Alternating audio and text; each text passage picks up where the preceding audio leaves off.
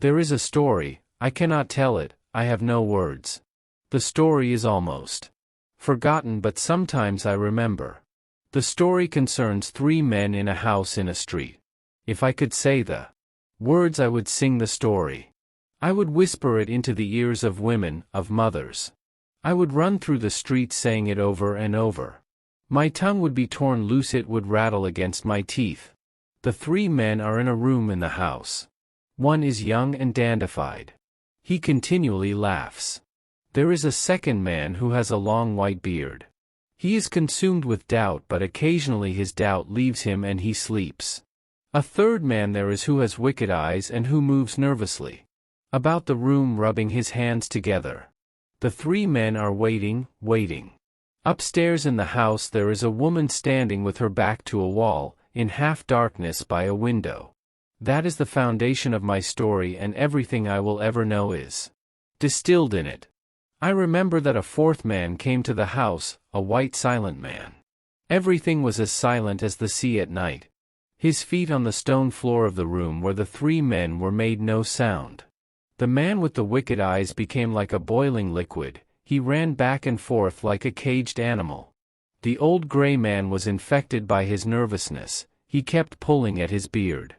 The fourth man, the white one, went upstairs to the woman. There she was, waiting. How silent the house was, how loudly all the clocks in the neighborhood ticked.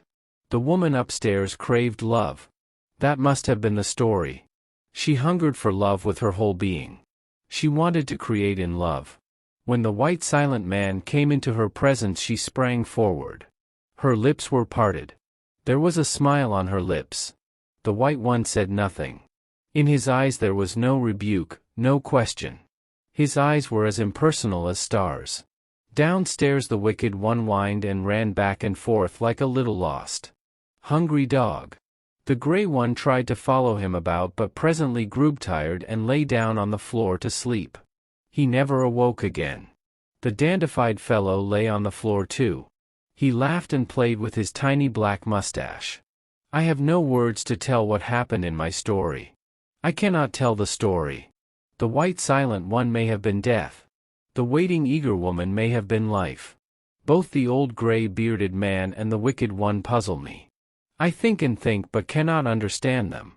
Most of the time, however, I do not think of them at all. I keep thinking about the dandified man who laughed all through my story. If I could understand him, I could understand everything. I could run through the world telling a wonderful story. I would no longer be dumb. Why was I not given words? Why am I dumb? I have a wonderful story to tell, but no way to tell it. Thank for watching my video. Subscribe my channel.